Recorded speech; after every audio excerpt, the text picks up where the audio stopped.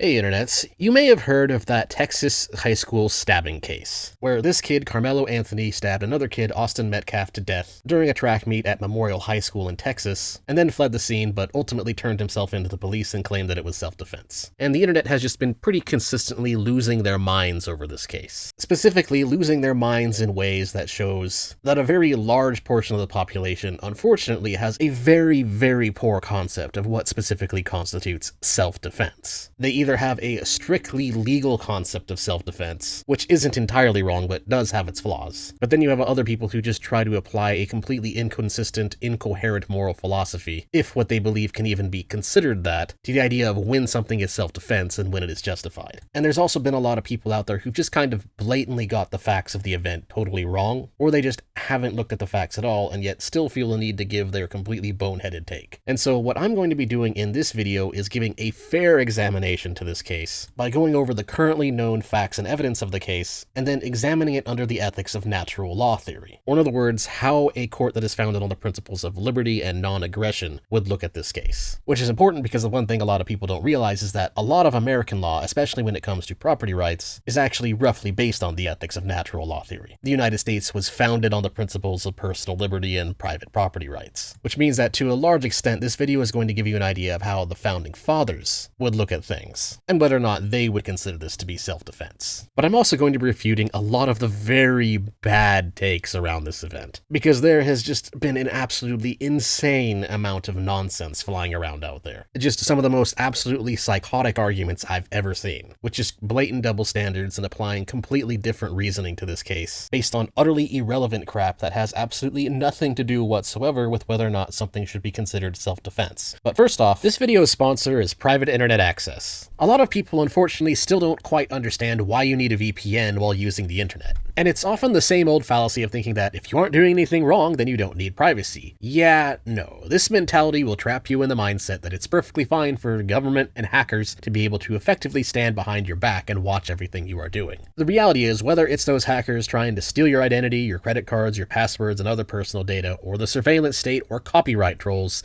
a VPN remains the best way to protect yourself from these problems at a cost that is significantly less than the danger of using the internet unprotected. Private internet access solves the problem for you by using RAM-only no-log servers and top-of-the-line encryption to mask your IP online and stop potential bad actors from stealing your info. Not only are they a top-quality VPN, but their app is stable, user-friendly, and available on all of your devices without limitations. PIA also comes with excellent downloading and upload speeds, tons of security features, and one particular favorite is that it is very streamer-friendly. They have servers all over the world you can choose from, and many of them are optimized for Netflix, Hulu, Amazon Prime, HBO Max, Disney and Paramount Plus, etc., etc. And you can use PIA to unlock the geo-restricted content on streaming services, allowing you access to a much wider variety of movies and TV shows. It is also very affordable. If you use my personal link in the description below, you can get private internet access now for 83% off at only $2.03 per month, plus 4 months free, and all covered with a 30-day money-back, risk-free guarantee. Seriously, it's a good VPN, get it.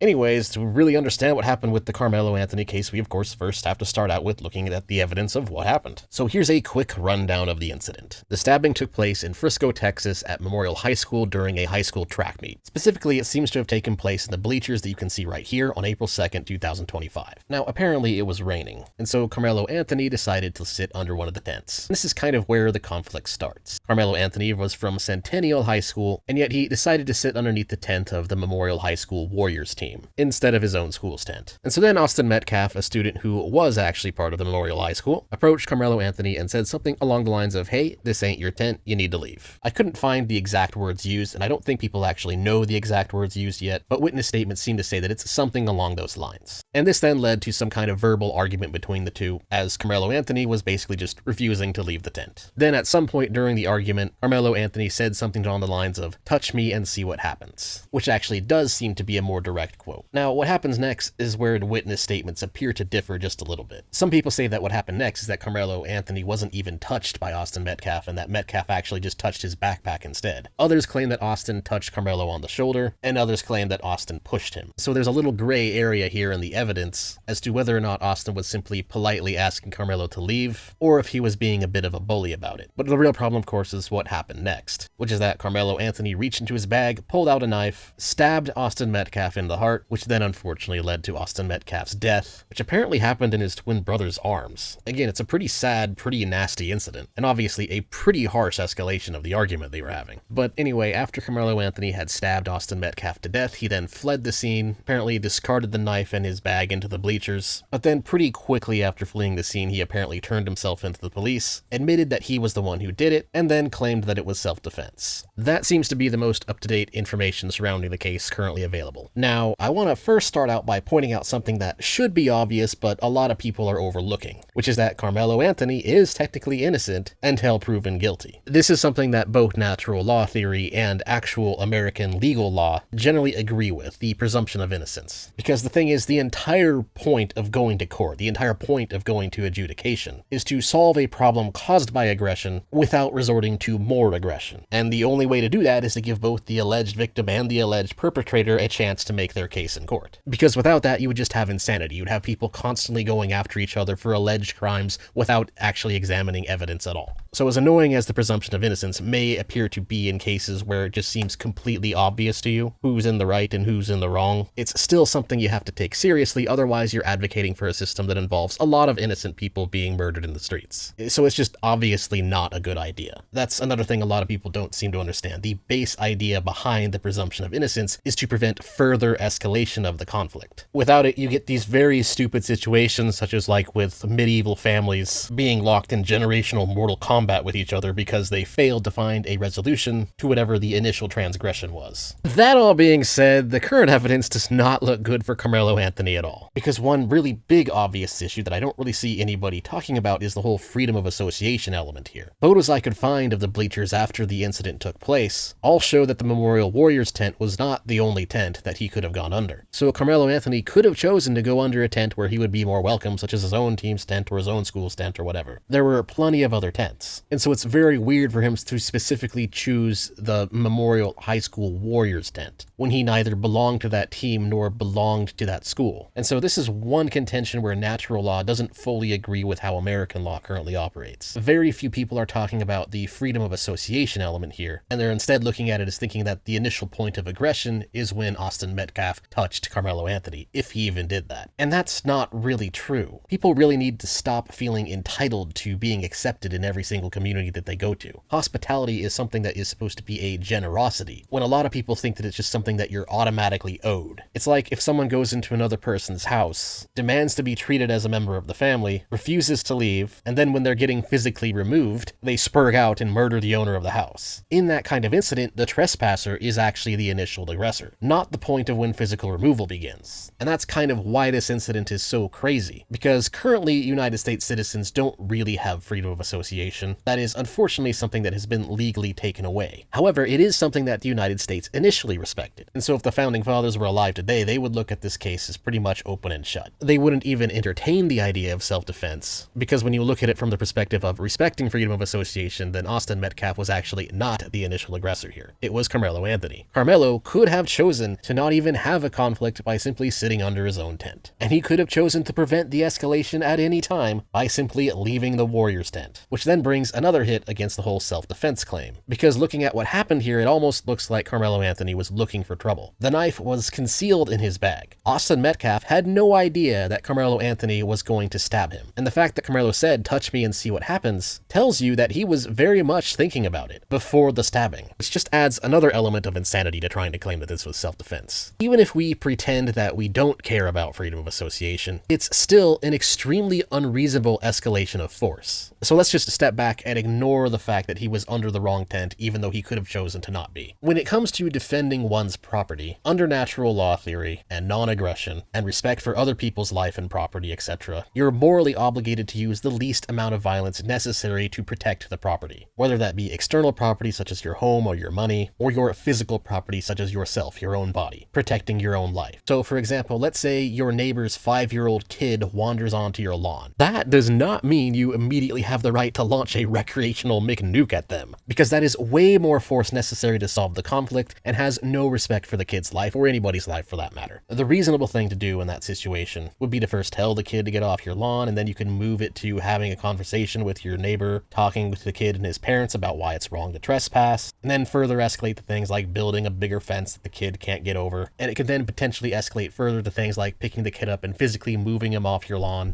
etc., etc. The point here is you don't get to just immediately glass someone just because they're in your personal space or whatever. That's completely ridiculous. And this is something that natural law and current American legal law actually fairly agrees with each other on. You have to meet force with equivalent force. Someone touching you on the shoulder doesn't mean you get to whip out the AK-47 and turn them into Swiss cheese. In self-defense, you have to meet the aggression with reasonable aggression of your own. And to be able to use deadly force in self-defense, you have to be under the reasonable suspicion that your life is under threat. And from the evidence of this incident, it doesn't look like Karmelo Anthony fits the bill for that. It seems more like he wanted to stab Austin Metcalf because he believed that he was being disrespected or something. And that is not reason to use deadly force. Respect does not mean you get to take somebody else's life. That is a completely insane perspective, because it's entirely subjective. I mean, if you push that idea to its logical conclusions, people could then use that to justify killing anybody and then claiming they did it because of feelings. That is not the kind of law or the kind of ethics that forms a sustainable functioning society. So yeah, if you couldn't tell, my conclusion here is that at least from a natural law perspective, based on the current evidence, Karmelo Anthony would not be able to get away with claiming self-defense. This would be seen as guilty of murder, and arguably Karmelo was actually the initial aggressor. But of course, again, you have to remember that unless he actually goes to court and he gets proven guilty, he is technically considered innocent until that happens. But the TLDR of it is that it does not look good for Karmelo Anthony. The case looks beyond cooked. It looks pretty deep fried, to be honest. Because then going back to an American legal perspective, even without that respect for freedom of association, it's still an absolutely absurd escalation of violence. So it's unlikely that he's going to be able to make the case from the perspective of stand your ground laws. But anyways, base conclusion, he would definitely be cooked under natural law theory, and he's probably also cooked within the American legal system. So with that out of the way, we can now move on to, honestly, what is the real reason I decided to go with this video, which is refuting the utterly insane takes out there. Now, the first of these is people making the comparison to the Kyle Rittenhouse case. Yeah, no, that is a completely bananas false equivalence. If you don't remember or you aren't familiar with the Kyle Rittenhouse case, which was caught on video by the way, Kyle Rittenhouse was trying to run away, and people armed with deadly weapons were chasing him and knocked him down on the ground. Two very, very big differences immediately spring to light. One, there's a total mismatch in the context. Karmelo Anthony could have simply left the tent, and nobody would have tried to chase him down and murder him for it. There's absolutely no reason whatsoever that Karmelo Anthony had to suspect that he was actually under attack. Second of all, Kyle Rittenhouse was being subjected to deadly force, which means that in terms of what was necessary to defend his life, deadly force of his own was needed. Because again, it's about what is necessary to defend the property. And so that's just a terrible comparison to make, because either one of those points, even by themselves, would nullify the comparison. It's honestly really quite bizarre that people make this argument, and again kind of goes to show how, unfortunately, a lot of people just don't understand self-defense at all. You can't compare a case where someone was retreating and subject to deadly force to a case where someone was refusing to leave and not subject to deadly force. That is insane. Not even remotely close to the same scenario. So now the next thing I need to refute is actually something that is somewhat in Karmelo Anthony's favor, which is that some people are trying to say that him simply having a knife is enough to prove that it was premeditated. That is actually not true. There's nothing wrong with being armed. Having a weapon does not automatically prove that you intend to use that weapon to kill somebody. That being said, I do kind of suspect that it may have been premeditated, but not simply because he had a knife. What proves it is the touch me and see what happens bit. That is what proves he was probably planning to use deadly force all along. And he knew he was going somewhere where he probably wouldn't be fully welcome, because that is an act of provocation. It's not having a weapon that makes it premeditated. It's the specific context and combination of having a weapon while sitting there and saying,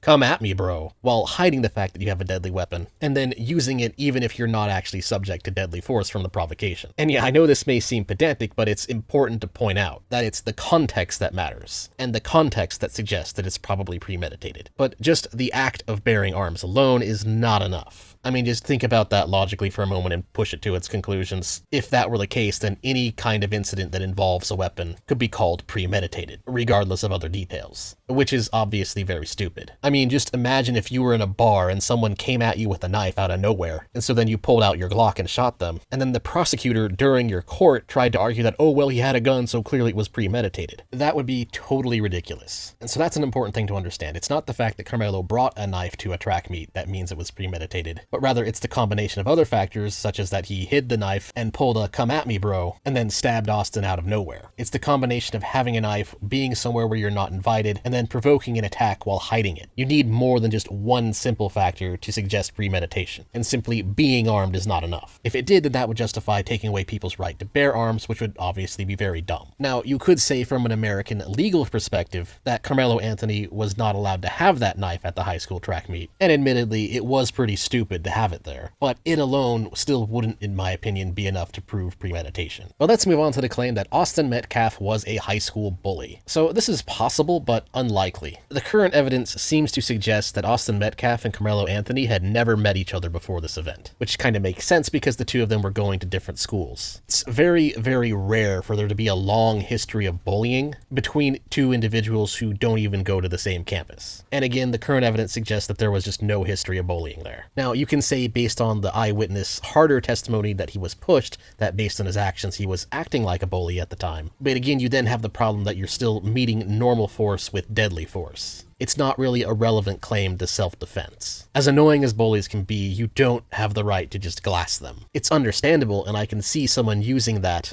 as a reasonable plea for a reduced sentence in court, but it's still not a reasonable justification to murder somebody. And again, the evidence suggests that this claim isn't even true. And so the people making this argument highly come across as people who are just in a state of pure cope. So then this all brings up the question, if this case seems so simple and straightforward, then why are people seemingly just losing their minds over it? Well, you may have noticed that up to this point I've just kind of been ignoring the elephant in the room, which is that Karmelo Anthony was black and Austin Metcalf was white. And so of course the law of race baiting comes into play and people have to completely turn their freaking brains off. And so I've been seeing a lot of race-based arguments, as well as people projecting those race-based arguments onto others. Like this clip from Hassanabi.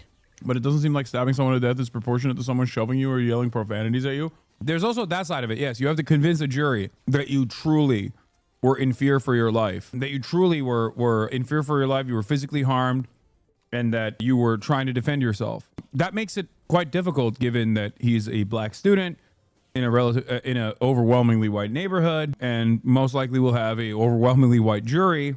So there's that aspect of it as well. Now, the take from Hassanabi here is actually not as bad as many of his other takes, because he at least managed to correctly identify that there may have been a disproportionate use of force in this case. But the problem is, as you can see, he just kinda slyly slipped in that race bait, suggesting that Karmelo Anthony is not going to get a fair trial, simply because he is black, which is something that people tend to widely overestimate. It is true that blacks are more likely to be convicted in court, but that likelihood largely goes away when you properly control for other variables. The difference starts to reach a point of irrelevance. This is kind of a consistent problem with a lot of far lefty woke takes, which is that they tend to wildly overestimate the effects of systemic racism, but then when you look at studies that actually look at the averages of in-group biases, you find out that it's actually not as significant as you think. In fact, if anything, amongst white liberals, there's a very strong anti-white bias at around -13. And so this idea that you're just automatically not going to get a fair trial based on the color of your skin, it's not actually true. The problem is a lot of the claims that it is true are based on interviews of people who've been convicted, which isn't valid data. That's actually the victim perception fallacy talking. It's something I did an entire video on. People's perceptions of whether or not they are oppressed do not depend on any real evidence of being oppressed. It is a very common reasoning error that academics tend to make, which is unfortunate because we'd probably see a lot less race baiting in this country and a lot less racial tensions if people actually understood just how much of the evidence for systemic racism is actually p-hacked to the Kuiper Belt and back. If I had to bet on it, Karmelo Anthony is probably going to get a fair trial. In fact, if anything, it might be stacked in his favor because the media's sensationalization of his case, purely due to the fact that he's black, that can actually be potentially used as an argument that it's impossible for him to get an unbiased jury, which can then potentially be used by him to get off scot-free. Now, it is true that there are a lot of stupid Wignots out there who are saying he is guilty simply because he is black, and that is dumb. So it is a case where we're seeing race baiting coming from both sides. However, one key factor here is that it's not really possible to make a case for Karmelo Anthony's innocence without race baiting. It's entirely possible to make a case that it was not self-defense while completely ignoring their race, as, you know, proven by the first part of my video, where I did just that. While on the flip side, the people trying to defend Karmelo Anthony, well, it's actually really hard to find an argument from them that doesn't rely on the race card. Here's just a simple example, a clip from this video titled "Twin Brothers Attacked Karmelo Anthony." There was this kid before I knew his name now, this kid was sitting under our tent at track. We asked him to move. He started getting aggressive and talking reckless. And my brother stepped in and said, "You need to move." He's like, "Make me move." Austin grabbed his backpack. The kid, I tried to whip around as fast as I could, but I didn't see the stab. But then I look at my brother, and then I'm not going to talk about the rest. So just that's just what I saw. And I tried to help him, but it was just senseless. It was really senseless. Really, I don't know why a person would do that to someone just over that little argument. It's just crazy in this world nowadays how people just up and do that. Like that, a man has a family. That man has people that care about them all the time, and he did everything for our family too. He was a strong man. He was a strong kid. And look, first of all, rest in peace to that young man. But on this channel, we hold racist Caucasian people accountable. His brother just told us the truth. Listen again. Run the tape. Yep, that is right. Your eyes and ears did not deceive you. He just watched a testimony from the twin brother where the twin brother did not mention race at all and just explained what happened from his point of view. And this introvert rock star guy's immediate argument is to just instantly pull out the race card and accuse him of being a racist before doing any examination of the evidence whatsoever. I mean, honestly, you can't reason with these people. This is the kind of person where you show them an apple and they think they're looking at a pipe bomb. So I sincerely doubt that anything I'm about to say is going to convince this guy or convince his followers otherwise.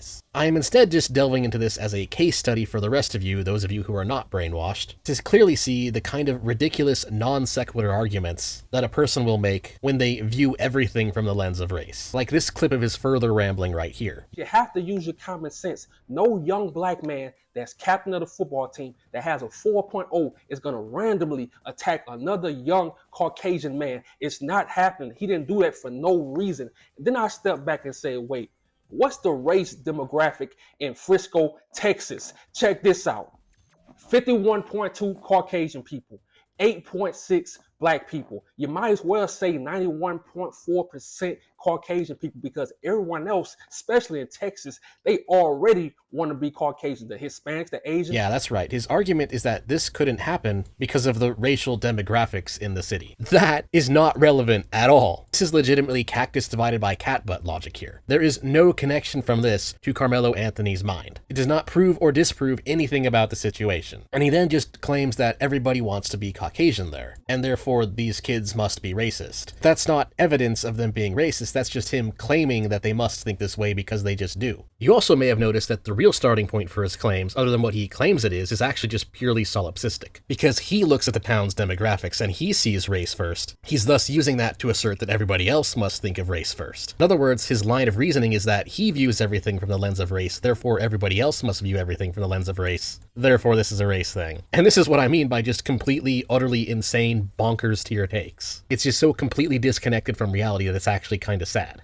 And you can watch the rest of his video if you want, I'll include it in the description below. But in case you're wondering, no, his arguments don't get better. For example, he relies on a viral post from Kevin Hayes as his main evidence, which was proven to actually come from Karmelo's family, and was in fact just pure disinformation. But of course, random people being wrong on Facebook, on Twitter, and on YouTube, and of course random breadtoids chiming in, them engaging in race baiting doesn't matter. People engage in stupid, collectivist ethno-guilt arguments all the time. But what does matter is when those arguments are coming from the Anthony family's own defense strategy. But let me say this loud and clear. We are not scared. We are not moving. We will not be silent. What I've always said as the president of the Next Generation Action Network, we will never ask the oppressor for permission to liberate our people. We will not ask for permission to stand up for the rights of our children. The Next Generation Action Network has stood on both sides of the fence in ensuring that justice is served.